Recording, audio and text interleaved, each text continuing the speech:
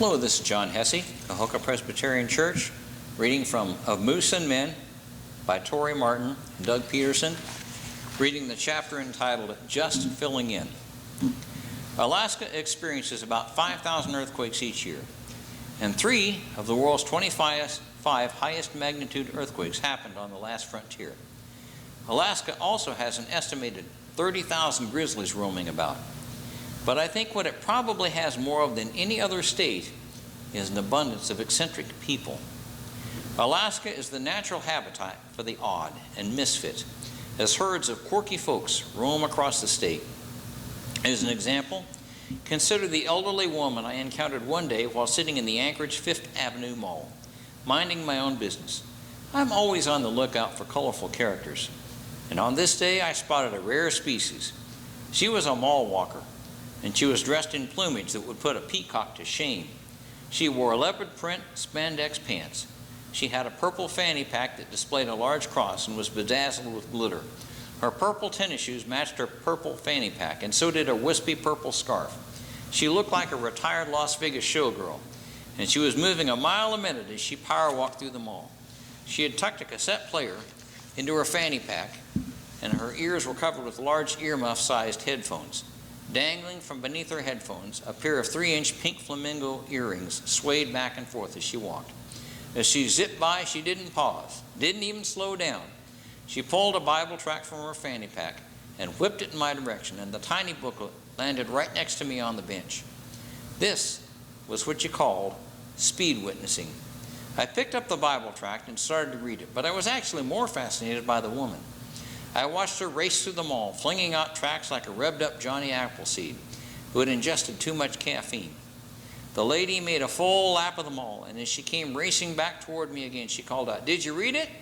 "Yes, but I'm already a Christian," I told her, holding out the tract. Without missing a step, she plucked the tract from my hand and shouted, "Then pray for my corns, because they're killing me."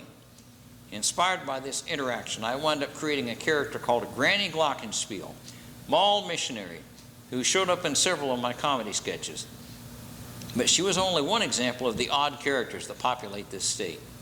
Alaska has a way of attracting the fringe elements from the lower 48, people like me. In fact, I noticed that Alaska was about the only place where I didn't experience debilitating social anxiety. And I believe it is because so many people who came to the state are like me. They don't fit in anywhere else. What's more, because Alaska is still a relatively new state, many residents have arrived here from somewhere else. So I didn't feel like an outsider because almost everyone started as an outsider. From the moment I landed, I felt at ease with the hippies, misfits, and weirdos. I felt like saying, "My people, I'm home."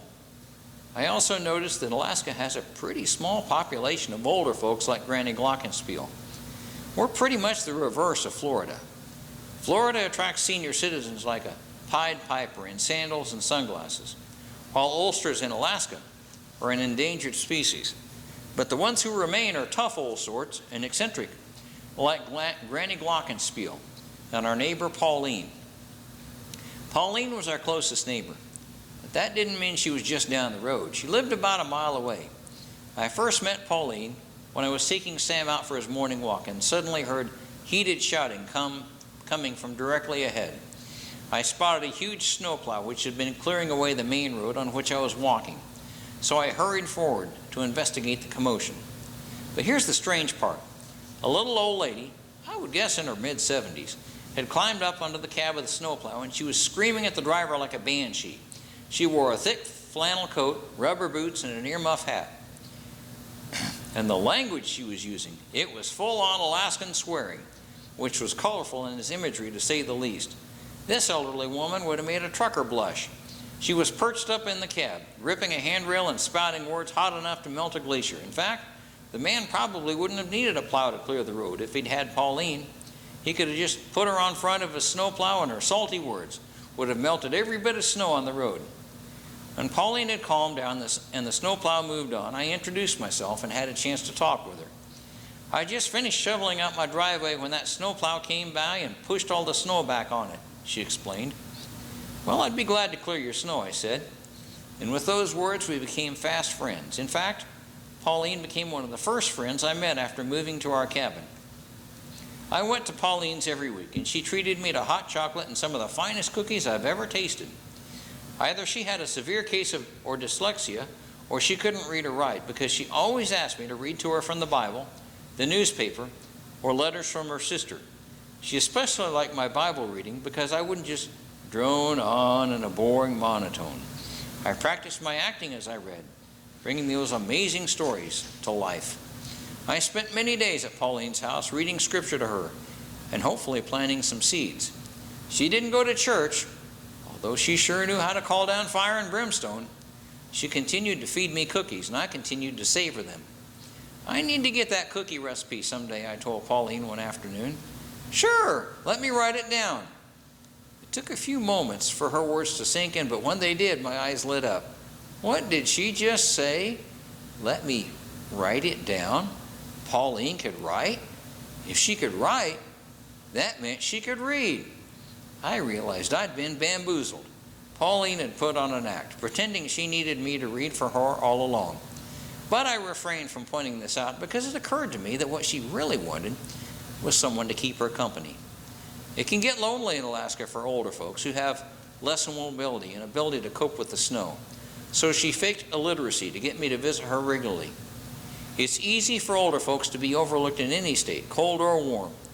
But I have found seniors to be deep wells of memory, and they have amazing stories to tell, such as Pauline's story of how she survived the Great Alaskan Earthquake of 1964, which struck at 5:36 p.m. on Good Friday. The magnitude 9.2 earthquake was the third most powerful earthquake ever recorded. I also unearthed a wealth of wonderful stories from the elderly people at a senior citizens dance that I crashed. Rob was off to Barrow, Alaska for 2 weeks, and I was bored in the cabin all by myself. So out of desperation for human contact, I decided to attend a senior citizens dance at the fire hall not too far from our cabin. The Walmart greeter was probably tired of me, and I needed to widen my social circle. Although decades younger than anyone else at the dance, I decided it would help me to observe the mannerisms of some older folks. As a writer, I always try to study the behavior of various kinds of people. So this would help me as I wrote about my new character, Granny Glockenspiel. I had a delightful time, though I was amazed that in so many ways the elderly women at the dance hadn't changed much since high school. The gossip flowed as freely as the punch. Oh, she didn't make that herself. Obviously store-bought. She's dancing with Frank. Frank is supposed to be dancing with Doris. Ooh, Doris is going to be mad. When they found out I was a writer, the seniors flocked to me and began regaling me with their stories. They plied me with cookies and mini sandwiches just to get me to listen. But I didn't need the bribes because they had wonderful tales. Finally, one of the women decided I needed to be rescued from their clutches, so she asked me to dance. Sure, I said. The picture of us dancing had to be hilarious. This woman couldn't have been taller than 5 feet. And there I was, a huge guy in Carhartt overalls and big work boots. It looked like Goliath dancing with a hobbit. As we danced slowly, bobbing back and forth from foot to foot, she'd look up to me and say, "Watch your feet, big boy, watch your feet." Then she began to tell me her story. She and her husband had both been born in Alaska, and he had worked as a miner before switching over to the Alaskan pipeline. On Saturday nights, they would always go out dancing. She said she missed her husband, who had passed away 8 years earlier, but they were both Christians, so she knew she would see him again someday. "I bet the first thing you'll do when you get to heaven is dance with your husband, huh?" She stared up at me and smiled. "Oh, no, honey. The first thing I'll do when I get to heaven is dance with Jesus." Then she added the line I'll never forget. "Right now, you're just filling in." Those words stopped me for a moment, and I was stunned. I was just filling in for Jesus. By dancing with this woman, I was being Jesus to her. But someday, she was going to dance with the Master. And he was going to twirl her around that room like Fred Astaire and Ginger Rogers. I was just her practice partner until that glorious day. During our time here on earth, that's what each of us is called to do. We're called to fill in for Jesus, doing the little things that bring light into people's lives. That might include shoveling snow, or reading for an old woman who needs company so badly that she leads you to believe she can't read. It might be praying for an elderly mall walker whose corns are bothering her something fierce. Or it might be as simple as dancing a waltz. By this time, the elderly woman with whom I danced has probably waltzed her way into eternity. She's probably had that dance with Jesus, and many more with her husband. But I was honored to have filled in. That's what I was created to do. That's what we all are created to do. And thank you very much. God bless you.